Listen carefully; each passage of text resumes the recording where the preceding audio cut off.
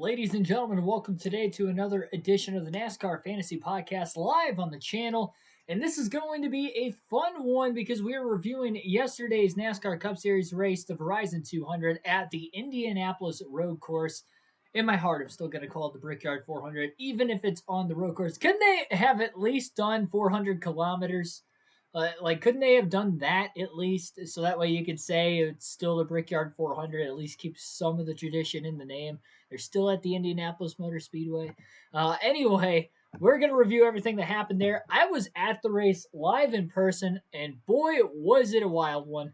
We're going to actually watch some clips that I had taken during the stream together as a whole as well. So we'll go through that. But first, we have to cover the race itself.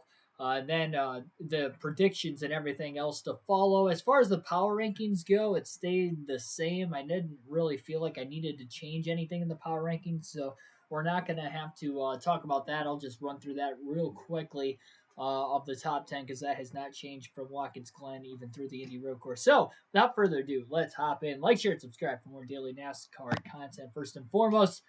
Now we'll get on into the race review. So in stage one, it was pretty tame, of course. We had William Byron qualifying on the pole earlier in the day. He does that a lot. William Byron is just so good at qualifying. Honestly, him in qualifying is just like Ryan Newman in qualifying. You can't, I don't think you could say that iRacing doesn't have anything to do with it because it's just crazy how he could just put one fast lap together. It doesn't matter whether it's a road course, an oval. And that's one thing with Ryan Newman with qualifying. It seemed like most of his were on ovals, but Byron could do it on road courses too. He could do it at specialty tracks like Pocono. He's got a pull at a lot of different tracks, and he's got a lot of them for being so early in his Cup Series career, only in his fourth season. He's only 22 years old. It's just crazy. So William Byron led the field to the green at the start of the day. Chase Briscoe was outside pole in second, and those were two of the faster cars at the beginning of the race. Byron was able to hold him off for a little bit before Chase Briscoe was able to end up getting around him, getting to the lead. Kyle Larson made the challenge as well. He was up there. Chase Elliott was up inside the top four as well. It was kind of a three-car breakaway in stage one between Briscoe, then Elliott got the second, and Byron in third. And then with a couple laps to go in the stage, I ended up hitting pit road before pit road closed, leaving Tyler Reddick, first driver above the cutoff line in points, to taking the lead and actually winning stage number one. Though the guy he is battling for points as far as the last spot in the playoffs is concerned is Austin Dillon, who was the first driver outside the cutoff line coming in. There was a 15-point difference between Tyler Reddick and Austin Dillon coming into today. And it was key for Reddick to win the stage, but Austin Dillon was right there behind him as well, only losing a couple points to him there. So good job by Austin Dillon minimizing the damage as well. Reddick had to make a pass coming to the white flag in the stage on Michael McDowell as well, where he had given him the little bump and run, I believe, going into turn 10 or 11 on the racetrack at that particular point in time as well. But kudos to Tyler Reddick. The stage one results look like this. Tyler Reddick first, Michael McDowell second, Austin Dillon third. Eric Jones fourth, Ryan Preece rounded out the top five with Keselowski sixth, Ricky Stenhouse Jr. seventh, Justin Haley eighth, ninth was Chase Briscoe, and Chase Elliott rounded out the top 10. So the top 8 drivers were the only ones that actually stayed out to the end of stage one. There were no cautions for incident in the first stage of the race as well. In stage number 2, another pretty tame stage. There were no cautions for incident in stage 2 also. It was a little bit longer, ran a little bit better in length, but as far as the race win contenders went, I think this is where you really started to see Kyle Larson take the step forward. Larson was up there. He didn't have the track position, didn't qualify as well as the 3 guys that were running up at the front early on in the race, like Briscoe, like Byron, and like Elliott. Larson started to propel forward. He got up there in the mix. Chase Briscoe actually had to restart stage 2 in sixth place, or it would have been sixth place on the restart instead of he would have started in the lead as he lost that track position. He didn't maintain his pace under the caution, which I don't know if he was turning the car off to try and save fuel or what the issue was. They said it was something electronically or whatever, but anyway, the car shut off on him and he was able to get it rolling again, but by the time he did, He lost a couple positions, and he really never got back up inside the top 2 or 3 until very late in the race. So that definitely cost him some time and almost cost him a chance to win the race even early on, especially considering the guys that had gotten around him, like Chase Elliott, like Kyle Larson. He had the track position on him before, which was the only saving grace, really, because those have been the 2 best guys on road courses this season in the Cup Series. And they ended up battling 1-2 for the most part in stage 2. And just like in stage 1, they ended up pitting with a couple laps to go in the stage to try and get the track position, giving once again the stage win to Tyler Reddick. So Reddick, if he makes the playoffs, he's going to get 2 stage wins from this race alone. That's 2 playoff points that will carry over for him. Plus, remember, he won a stage at Road America due to the same circumstances. So, yeah, that was pretty crazy too. As far as the stage 2 results go, Tyler Reddick first, Austin Dillon right there behind him in second. So as far as that goes, in the stages, they were talking about Reddick, at least at the racetrack. I don't know what the NBC broadcast was like exactly, but they were talking about these are big points for Reddick, which is true, but he only outscored Austin Dillon by 3 points total in the first 2 stages combined. Because Reddick was on, or I should say Austin Dillon was on the same strategy as Reddick, which is kind of unfortunate for Reddick because he was really running probably like 5 positions or so ahead of Austin Dillon most of the day, but at the end of the stages, because most of the guys ahead of him pitting, and really nobody in between them stayed out as well, that they were able to finish 1-2 and 1-3 in the first 2 stages. So again, Reddick with the win, Austin Dillon second, Ryan Preece ended up finishing third in the stage, Ricky Stenhouse Jr. fourth, Matt DiBenedetto fifth, Justin Haley sixth, Corey LaJoie seventh. Who's in the 78 car this week? Andy Lally, that's right. Andy Lally was eighth in the stage. Ninth was Kyle Larson, Chase Elliott 10th. So just like in stage 1, the top 8 were the only drivers that stayed out, and everybody from ninth on back pit. Kyle Larson actually beat Chase Elliott off of pit road. He went in pretty much barely ahead of him. They were nose to tail. Elliott had beaten Larson off of pit road, but they were nose to tail coming out of the pits. And in that final lap of the stage, Larson was able to actually pass Elliott for ninth on the racetrack. So big pass there as far as the track position goes, because at the start of stage number 3, Larson got the jump. And once he got out in front of the field for the first time, there was no looking back, barring the late race cautions as far as Kyle Larson's race went. So there was a caution at the beginning of stage 3 for debris. I think that was the debris. Yeah, that was when the splitter got caught in the curbing of the racetrack. Never seen anything like that before.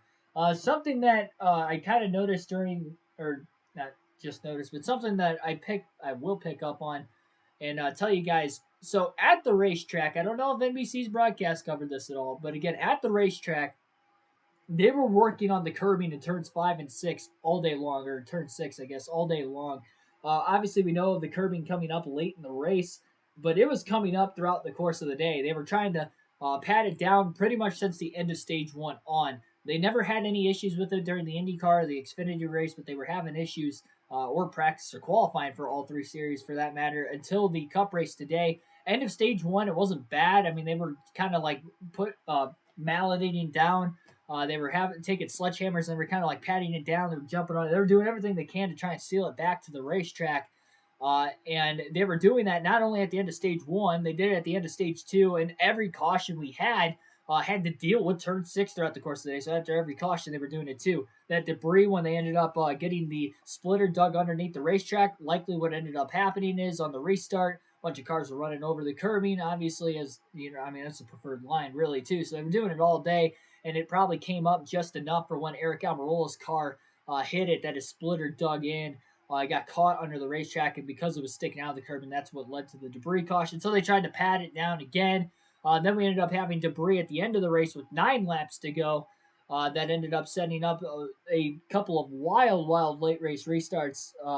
And that debris also in turn 6, sheet metal laying on the outside of the track. They had to throw the caution. The debris was very, very close to the racing line of the racetrack. It was still on the actual pavement itself, so had to throw the yellow for there. Don't blame NASCAR for that one at all. It was relevant, a very relevant caution. Now, during the instances, honestly, when Eric Almirola got his splitter, LOL found your stream besides not getting notified. I was wondering why there wasn't really anybody coming into the chat. That was weird. Tyler Burback, welcome to the stream, though. For what I've heard live, they mentioned it once or twice throughout the broadcast.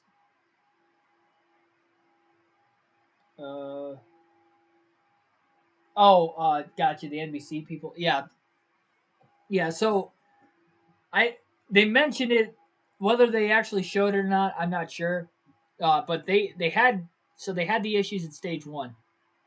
When Eric Almirola's splitter got caught underneath, and I thought that was going to be the moment where they were gonna just completely change the curve. Because later in the race, Alan Bestwick on the over the PA, because he was doing like the lap by him and Jamie Little were doing the lap by lap commentary. Alan Bestwick had stated that they had about 4 extra curbs in the back that they could choose to replace it. That was when they were dragging the curb off after this big accident that we're about to watch here in a couple of moments. But the sorry, I was looking at the chat. I got sidetracked. But anyway, it was so late in the race at that point that they weren't going to replace it. They were just going to run without that curb, which at that point made sense because there was only 2 laps to go. When Eric Almirola's splitter got caught, there was still about 40 laps to go in the race. If it would have taken him 20 minutes for a red flag to replace the curb, that would have been the right call because none of this would have happened by the end of the race. And whether, again, that's a Indianapolis Motor Speedway call or NASCAR call or both, I'm not sure. It's probably a little bit of both. I'm sure NASCAR probably has to, I'm sure they were talking about it throughout the course of the race, but that kind of falls on NASCAR, I think, more at that point. For one, and I know I had seen people like stating that there was debris all over the track on the restart of turn 6, that of the restart on turn 6 when Truex had spun out. They should have thrown the caution there. It shouldn't have even really had to come to that. They should have just replaced the curb.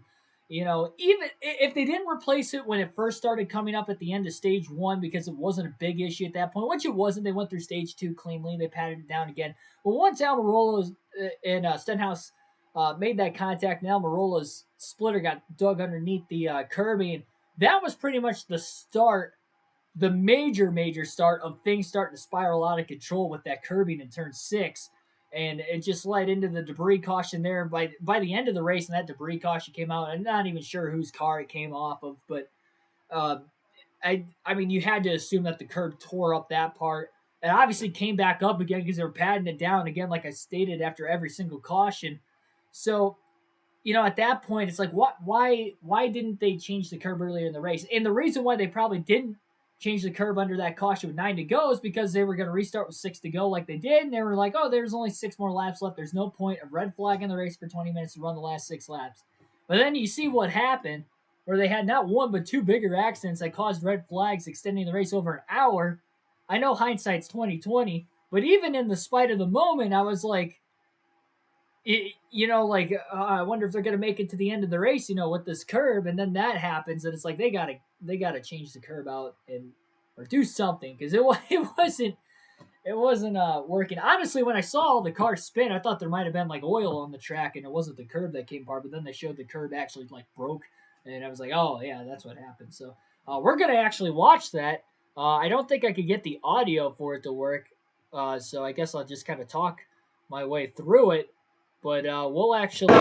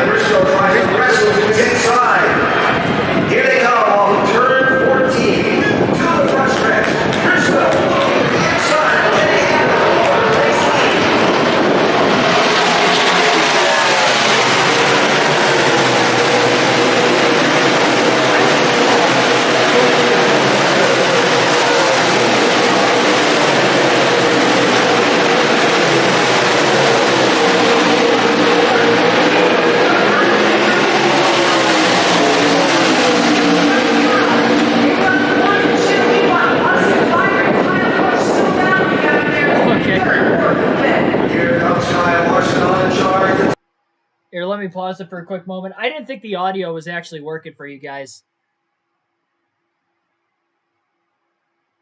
Here, let me turn the audio down. My bad. I didn't realize the audio. You guys probably couldn't hear the audio. Let me turn the audio down. Let me rewind that a little bit too, because I missed the replay of what happened.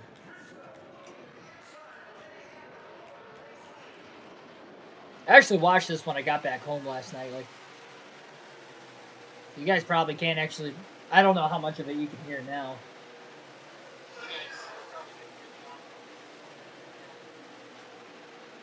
I think the audio is probably. You might hear myself echoing in the background. There we go. I think that's good. That should be good. Let me know down in the chat if that's good. Yeah, my bad. I didn't realize there was even any audio going with it because I couldn't hear anything. Yeah, so here they go through turn 6 again, obviously, after all the debris. I mean, this is just wild. Like, Byron spun, Busch spun. You know, I didn't think anything of it. He hit hard, and I was like, oh my god. And then when everybody else was sliding through, I don't know if you guys probably won't hear it now, but I was just like, oh, I think there's oil on the track. Or, like, I yelled into the camera because, like, I thought there was oil on the track until they showed the curbing, and then I was like, oh, never mind. There's no oil on the track. Yeah, there it is. Crazy.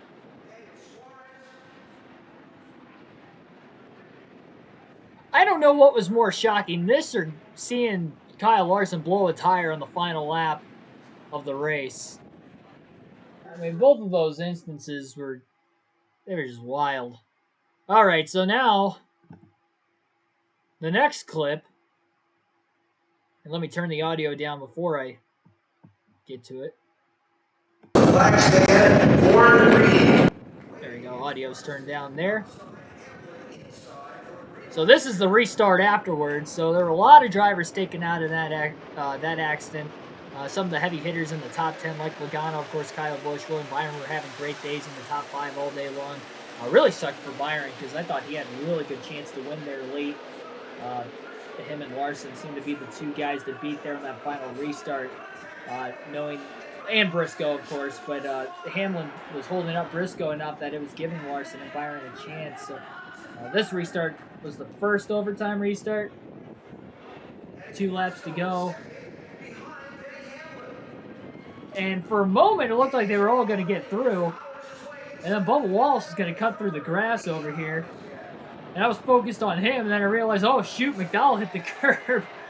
Austin Dillon took a hard lick, a couple of them really in there. There was a second one. That one wasn't as bad, but because of the damage, it probably gave a little stinger or something. But that was a pretty hard lick, though. Dillon T-boned McDowell. Crazy. Then the final clip I'll show you guys will be the finish. Watching for the green flag and the restart and charge to turn number 1.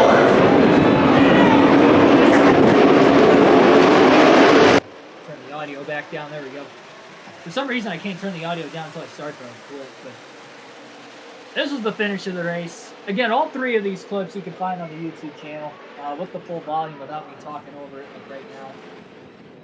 I need to figure out something with the mic so you guys can actually hear my, not so much like during this part, but the reason why I haven't like really like toured around the track as much as I want with like my actual commentary is because my mic on my camera isn't that great. You can barely hear me, especially if it's windy outside. Like I tried to talk, I was almost like yelling when I was talking into the camera and trying to do like an actual vlog at Charlotte Motor Speedway earlier this season, and like you could just barely hear me. There were certain areas where the wind was being blocked out. It was a little better. I thought they were going to wreck again there when Newman hit the curb and went wide. That was pretty wild too.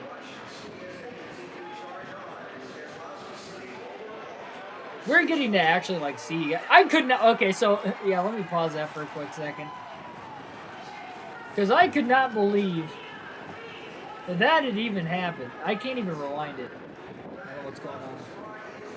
Oh, it's the wrong clip. Hang on, let me... Okay, it's going to go back to the read. I didn't want to go back that far. Well, okay, I guess we'll watch it again. For some reason, it's not letting me, like, actually rewind this one. I'm not sure why. Maybe I gotta just completely get rid of these other 2.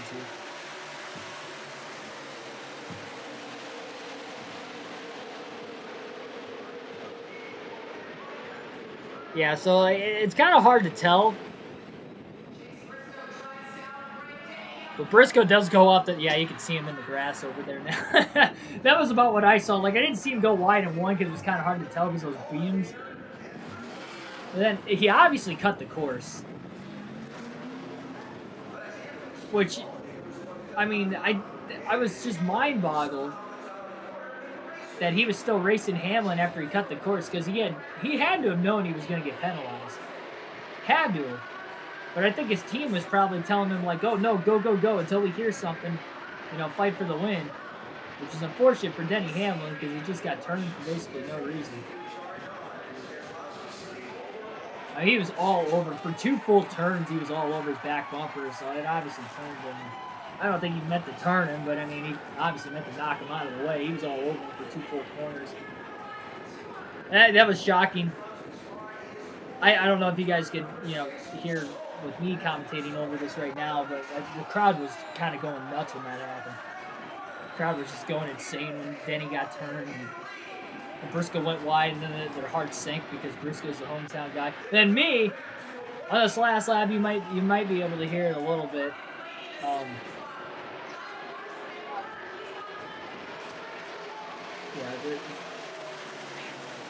Blaney was so close, man. I've never seen Blaney win in person before.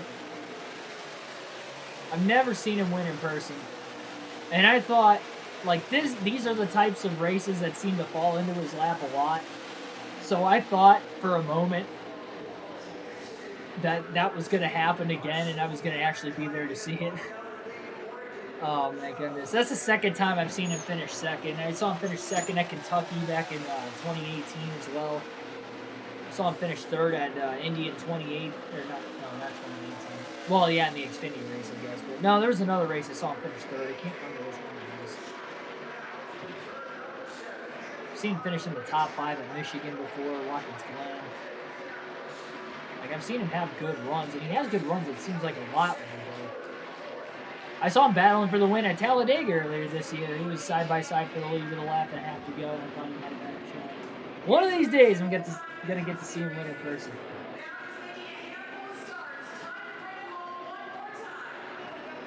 Been to 22 Cup Series races now, and I've not seen Ryan Blaney win in person. Or my favorite driver in general, Greg Biffle, either. I only got to see him race twice. Once in the Truck Series at Darlington last year. And this year, yeah, AJ bringing it home. Coincidentally, I saw AJ Allmendinger win at Mid-Ohio in the Xfinity Series earlier this year, so it was kind of like, I don't know, it was weird because I saw him win this season, but it wasn't in a Cup Series race, but it still felt like I saw a same winner. It didn't really, I don't know, it almost felt like an Xfinity race just because AJ Allmendinger won. For that reason alone, I guess. Wild race. And now we just got to go over the finishing results and the predictions. So let me pull that back up real quick. See, rest in peace, Chastain blowing an engine at the. Yeah, he blew it under yellow. That's what was weird. Well, at least he probably blew it before that, but he was smoking under the caution. Notice sitting out in turn 6 when Harvick had debris struck his car. Yeah, he had a bunch of what was it? Rick Ware Racing. One of the bumpers or something from a Rick Ware car was lodged into the right side of Harvick's car. So, I mean, I guess we were able to physically see and talk about the finish of the race. But AJ Allmendinger goes on to win, leading only the final 2 laps of the race. By Allmendinger's standpoints, he was in the top 10 for the first half of the race. Then the final stage, I don't know what happened, but he was like 15th.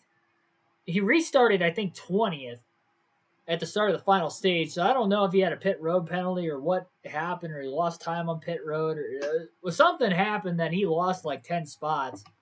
He had a top 10 car, but he didn't have a race-winning car by any means. He just survived the carnage and was in the right place at the right time there in that last restart as well, with Briscoe and Hamlin getting together. Yeah, Allmendinger goes on to win. My man Ryan Blaney finishes P2 in second. Kyle Larson third. Chase Elliott fourth. Matt DiBenedetto rounds out the top 5. That's something I've noticed too. Races that I go to see in person, Chase Elliott, Kyle Larson, or Alex Bowman seem to win a lot. And not just this year. So it's not like it's just this year with Hendrick's dominance. I've seen Chase Elliott win 4 times. I've seen Bowman win 3 times. Not all this season. I've seen Larson win, Nashville and Charlotte. So I've seen him win twice. He's dominated more races than that. He just hasn't quite gotten a win in all of them. But Matty D, I saw him almost win both Talladega races between last year in the fall and this year in the spring. And then he finishes 5th yesterday. So it seems like races I go to, Matt DiBenedetto seems to get good finishes too.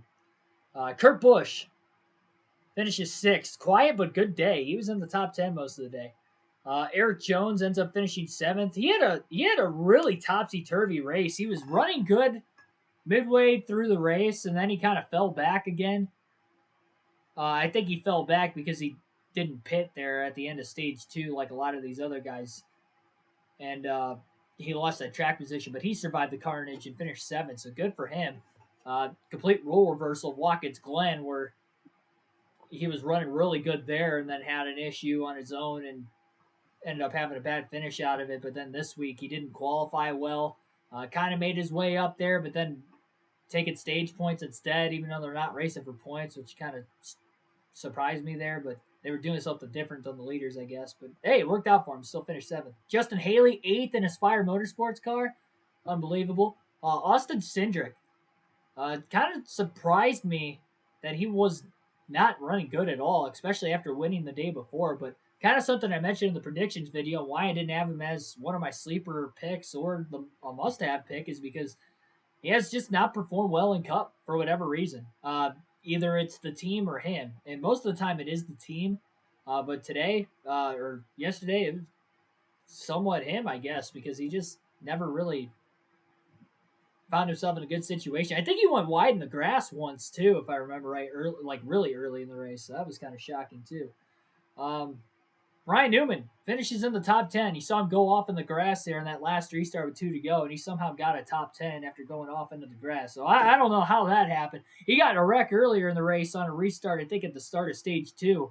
That right rear fender was like flared out, so I don't know how he got a top 10, especially on a road course, but surviving all that carnage too. That was crazy. Debated on putting Allmendinger in the garage in the final stage. I did too, because I saw him drop back to 20th, and I put him in because I was like, well, if anybody could get up there, it's Allmendinger on a road course.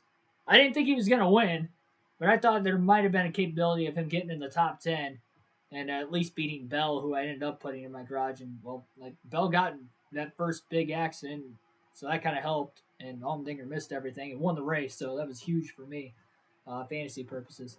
So that was the top 10. And that pretty much wraps up the actual, talking about the race itself. So the only other things we have to talk about, the predictions, the fantasy, and then the points. We'll go with the predictions. So these are the drivers I had talked about during the predictions video yesterday. Did not live stream it. I thought about it, but I didn't really have a lot of time to talk live to you guys because I like to make those videos and these videos like an hour long. That's why I've been live streaming it, but I couldn't. So there's a 13-minute video on the predictions I made before leaving for the race yesterday. I had to leave early because of qualifying. If there was no qualifying or practice like most of the other races this year, then I wouldn't have gotten to the track until, probably 10, 11 in the morning instead of 8:30 like I did. So I wanted to make sure I was going to get there before qualifying. So I really didn't have a lot of time to throw all my notes together in the morning and do it. I got up at 7 o'clock in the morning for you guys just to get that video in still. So you're welcome. But anyway, as far as the predictions went, the 2 drivers I had as don't haves were Brad Keselowski and Kevin Harvick. Boy, Keselowski's had a rough 2 weeks. He spun on his own again. I don't know what that pit strategy call was to keep him out on old tires at the end of stage 1.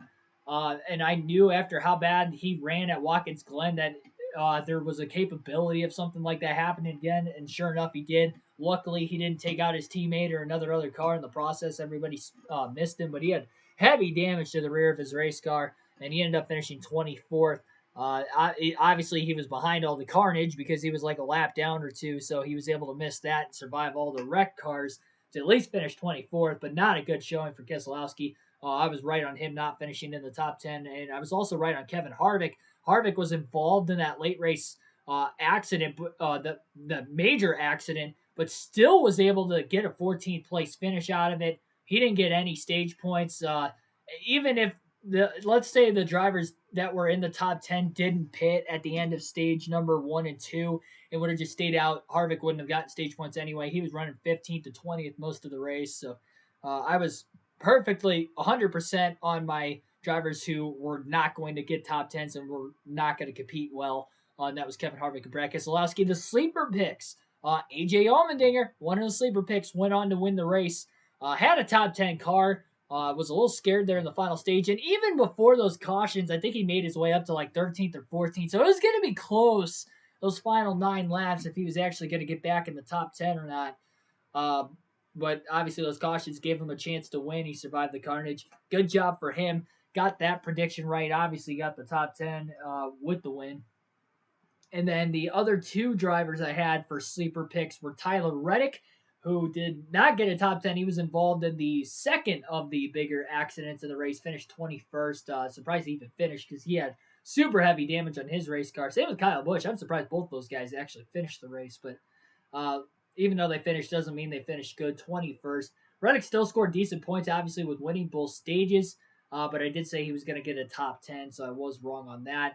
Also, another driver I said that was going to get a top 10, that was a sleeper pick, was, let me take a look real quick because I can't remember off the top of my head.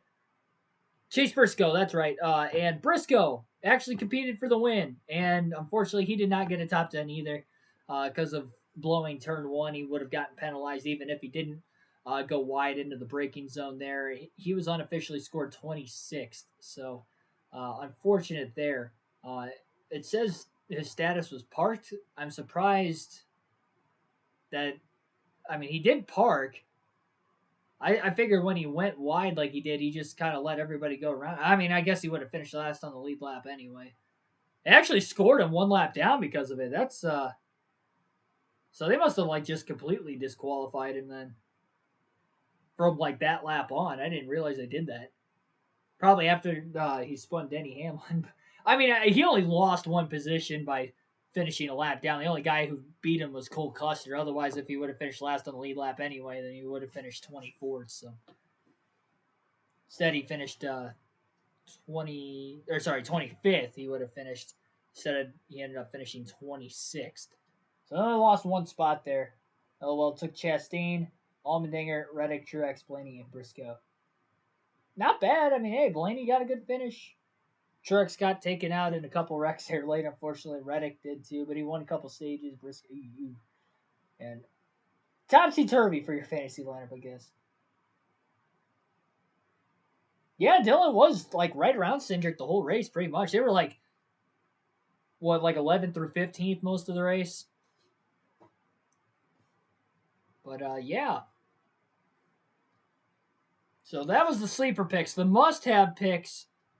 The 3 must-haves, I had Christopher Bell, who was in the top 10 late. Was in the top 10 early, then kind of faded, but then he got back in there late. Was unfortunately involved in that big accident that started with Byron tearing up the curb and melee, and he couldn't avoid it. And he ended up DNFing, I think, after that. I don't think he got back in the race. Let's see where Christopher Bell finished. 36th. Ouch. So I was wrong on that one, unfortunately. It sucks that my predictions up until that last caution, or I should say the caution for debris, and then the curb tear, even if it wasn't, the caution for debris, if the curb didn't completely tear apart,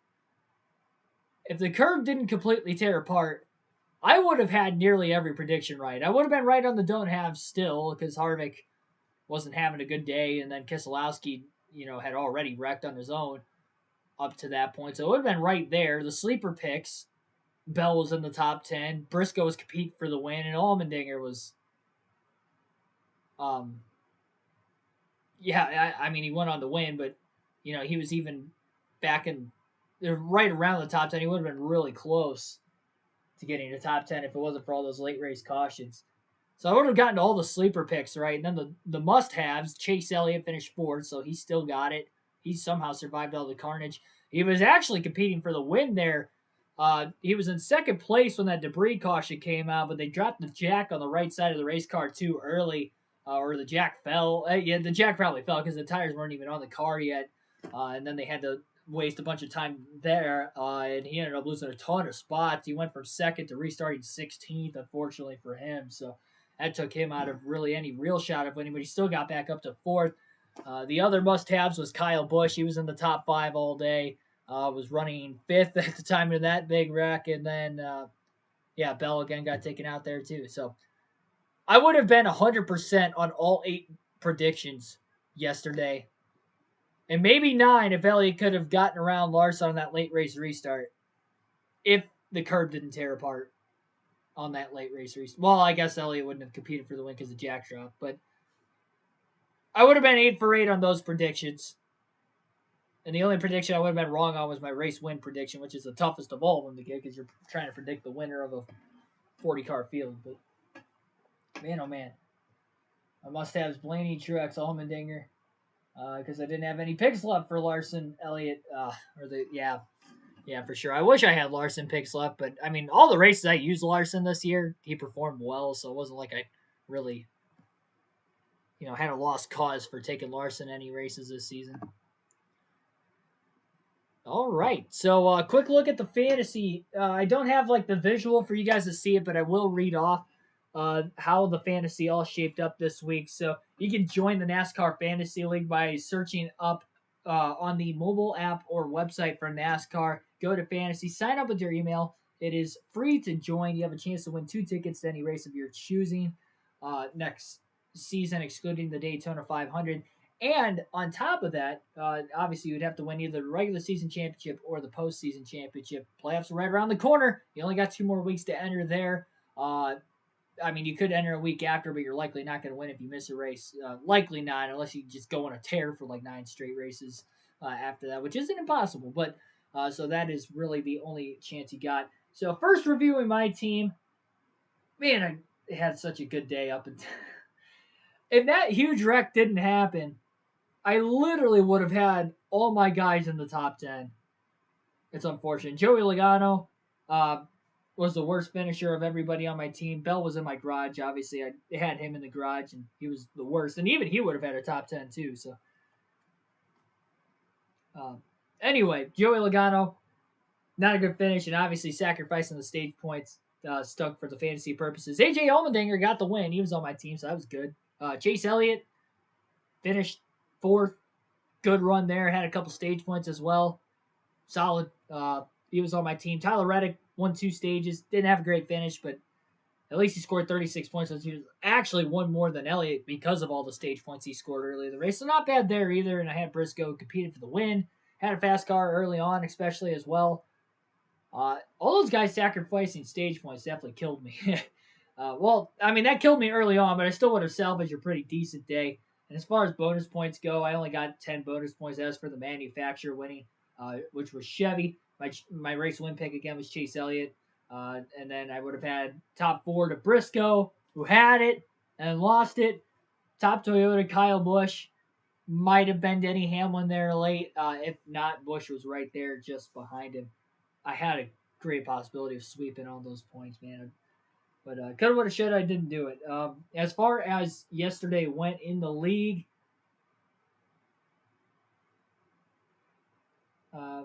Ethan was the top scorer yesterday with 163 points over Tyler Burbeck. That is watching, obviously, right now in the chat. You were a close second. See who Ethan had on his team. Means he did win by 7 points yesterday. He also had Tyler Reddick, also had Chase Elliott. He was very different the rest of his team, though. He had Kurt Busch, who had a pretty good day, finished in the top 10. Ross Chastain, who was having a decent day going for him until he blew an engine late, unfortunately. And Matt DiBenedetto ended up finishing 5th, so pretty good for his team there. Dibby actually had some stage points in there, too. So, yeah, pretty good for him there. Obviously, Reddick won the first two stages, and bonus points are really where he won. He had the Chevys winning, of course, which definitely helped him. But he also had Ryan Blaney as the highest finishing Ford. He finished second, and he was the highest finishing Ford. So definitely a good day for Ethan. And congratulations, yes, congratulations on winning last weekend at the Indianapolis Road Course. Now, the league standings with 2 weeks to crowning a champion for the KRC League, a regular season champion that is. Inside Uranus still chops it, but I chipped away again. I'm coming for you. I'm coming for you. 39 points back. I was 84 points back 3 weeks ago. It's down to 39. I'm chipping away. In second place, PSHAP Motorsports, Patrick Shadley in the chat is still very much underneath the blanket right now. The top six, I mean, because then you got Tyler Burback in fourth. Then you got Andrew Hornback fifth and Tim Irvin sixth. But the top six are all within 138 points. Top six within 138 points. Ethan, even though you won this week, I'd have to probably count you out of winning the championship because you're 408 points back, and realistically, with 2 races left, likely not going to make that up. If you're within 200 points going into the last week, you have a shot, and the top six are within 138 points. It is going to come down to the Daytona regular season finale. I've been talking about that for weeks, but man, it is going to be big. LOL, I'm coming with a full head of steam. Yes, you are, Tyler. You had a good day yesterday. You outpointed me and Inside Uranus, so I guess you did close in there. But man, Daytona is such a wild card. Unless we all have like the same team, and then whoever's in the league going into Daytona, wins it. I doubt we're gonna have the same team. I mean, everything's gonna be so random there. Granted, missed one race of the season, but who knows where it'd be. Oh wow, you missed a race. I didn't even know that. Now, in all fairness, though, I've had 3 weeks this year where I've had fantasy errors, not of my doing. 2 of which I was at the racetrack and I couldn't get cell service to update my lineup in the middle of the race. So the guy in my garage ended up not being not being one of the top 5 highest scorers, even though I wanted to change him. I just couldn't get it. Luckily, Indianapolis this weekend had the greatest service of any other racetrack I've been to. So kudos to Indianapolis Motor Speedway for that. I had no issues getting on the internet all weekend. Also, what other race was I at that had the same thing? There's another race this season. I think it wasn't Nashville. It was Pocono. That's right, Pocono. For whatever reason, I got good connection there too, and I didn't have an issue with it. But I think Nashville, when Blaney wrecked, I couldn't get him out of the lineup, and I was trying so hard. In Talladega earlier this year, I was trying to get Logano out of my lineup, and I just couldn't get connection there either. And he flipped, obviously, so that costed me some points. And then there was another week that I was here, but for whatever reason, it didn't save it saved my picks, but it didn't save my bonus points. So I got 0 bonus points, even though I would have had like 20, I think, that week. So coulda, woulda, shoulda, I know, but I should be in the lead if those errors didn't happen. Missed the Daytona 500. Oh, gotcha. Yeah, that was a wild card race too. I mean, maybe you could have either not gained much at all, or you would have gained a ton. So yeah, who knows who you would have had in your lineup for that opening race? But yeah, 14 people in the league. That's exciting for when the playoffs come around. We'll have more people competing for the actual championship, playing every week than what we had at the very start of the year. So that'll be a lot of fun, to say the least. That's going to wrap the fantasy portion up. And the only other thing we have to talk about, and this is going to be very quick, it's going to be the power rankings. They're going to take less than a couple minutes here. The power rankings are not changing at all from last week. The drivers that are just outside, Keselowski wrecked, Harvick wrecked. Even Bell and 10th on the power rankings list wrecked. Blaney did finish second, but Byron, who was 8th, outran him most of the day. And if it wasn't for the curve coming apart, Byron would have had a better finish than Blaney. So I didn't want to put Blaney ahead of Byron there. They both have 1 win on the season. Byron's been more consistent throughout the year than Blaney, too, even though Blaney's kind of riding a mini hot streak going right now. I think he's got 2 top 5s in the last 3 races. And I want to say he's finished in the top 10 5 of the last 7 or 8 races. So he's slow. I mean, it's not like a hot streak like a Kyle Larson, a Kyle Busch, or Chase Elliott, but he could be a round of 8 competitor this year. I think there's a good chance of that.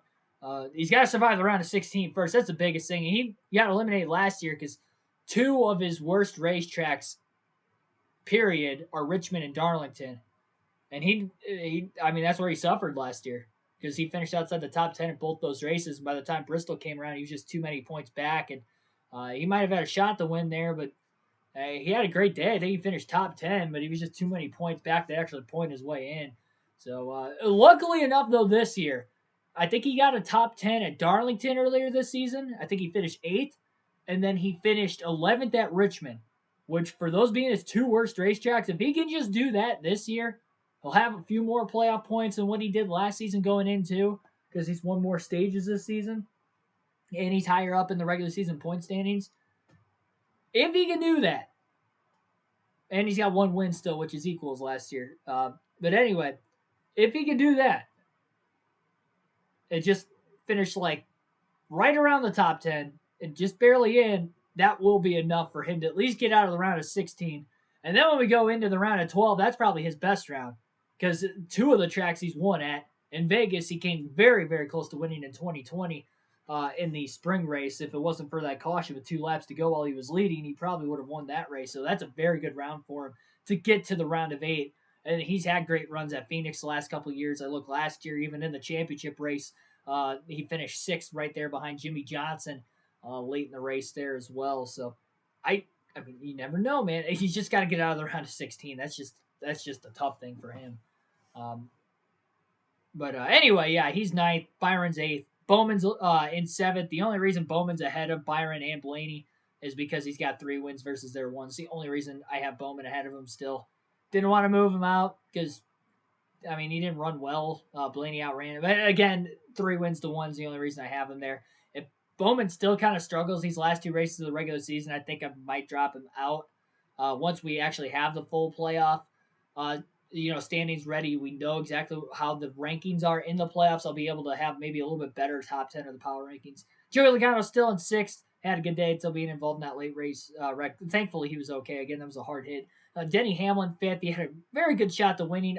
Yet another race this year. Just couldn't capitalize. Though this one, not his fault, as many of them have really not been his fault this year. But this one definitely was. He got turned by a guy who got black flagged, essentially. So it had, Robbie Gordon Montreal written all over it almost. Even though Robbie Gordon is known as a hothead, Chase Briscoe is by far not a hothead, but it was still kind of like reminded me of that a little bit when he had turned Marcus Ambrose, who was in that race. It almost looked exactly the same, too. It was just a little bit different circumstance, but it almost looked the same. Watch out for Austin Dillon if he sneaks his way into the playoffs. It's going to be tough. Now, I will say, Austin Dillon is pretty good at Michigan. And I know this because I've gone to 5 Michigan races now, and it seems like he's always in the top 10. I remember he almost won. He finished 2nd back in the first ever race I went to back in 2015 in the August Michigan race. He finished 2nd that day, and he was leading with like 16 to go before Kenseth got around him. I thought that could have been the day he could have gotten his first career win, but he couldn't hang on. He was in the top 5 all day. Michigan, anyway, is a very good racetrack for him. I think he can cut into that deficit on Reddick this next week. How much is he going to cut into that deficit, though? Is he going to cut in 10 points? Is he going to cut in 20 points? Is he going to cut in 5 points? Because he's going to need a big cut if he's going to want a really good chance. And I think Austin Dillon's a better super speedway racer, too, than Reddick. He's won the Daytona 500. He won a dual race earlier this season as well. He finished, second? No, he finished 3rd in the Daytona 500 earlier this season as well. So he's a very good super speedway racer compared to Tyler Reddick. So I think Dillon can outpoint Reddick these last 2 weeks.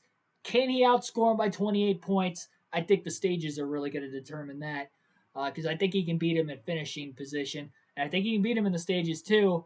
But how many more stage points is he going to get? Is he going to finish 8th in the stage and only get a couple more points on him? Or is he going to finish top 5 in the stage in both stages and actually really chip into that? We'll just have to wait and see. But I wouldn't count Austin Dillon out by any chance, even without winning. So Denny Hamlin's still 5th, and then my championship 4 is still the same. I got Truex 4th, Chase Elliott 3rd, Kyle Busch 2nd, and Kyle Larson rounding out the top 5, or the top 4, and Larson, of course, number 1 the power rankings list in a row. I wish I knew how many weeks.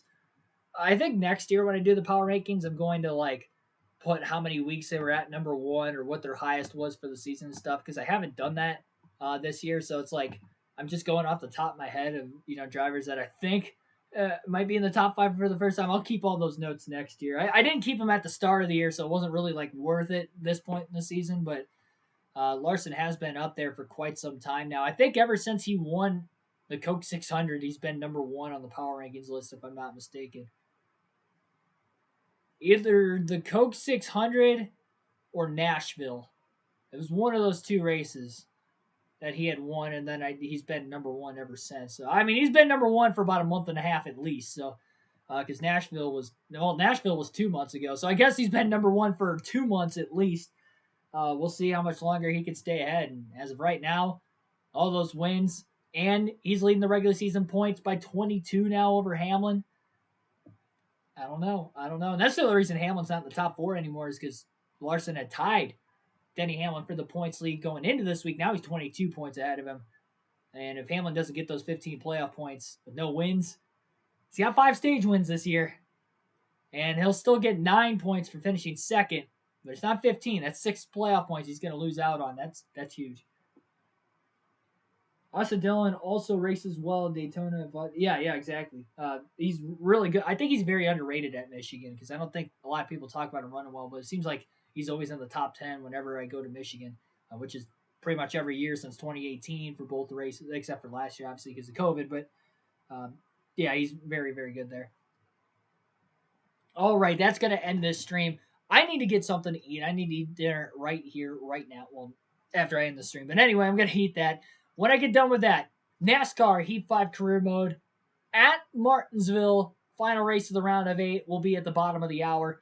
Thanks for everybody watching this one. Again, like, share, and subscribe for more daily NASCAR content. It seems like a lot of you guys didn't get the notifications. I think that might have been the case for earlier's race today because I don't think we had more than 5 people during that one too. So I don't know what the issue is there with YouTube. Hopefully you guys get the notification for the Heat 5 career mode race, but if you don't, unfortunately, at least you can go back and watch on your own time. It should be a barn burner. We'll see if we can get into the championship 4. Next predictions video will be this coming Sunday. It will be the morning of the Michigan race, and it will be right here in this house, too. I'm not going to have to stay in a hotel like I usually would because I only live an hour and a half from the racetrack. So, good for me, good for you guys. Again, I'll see you guys in a little bit.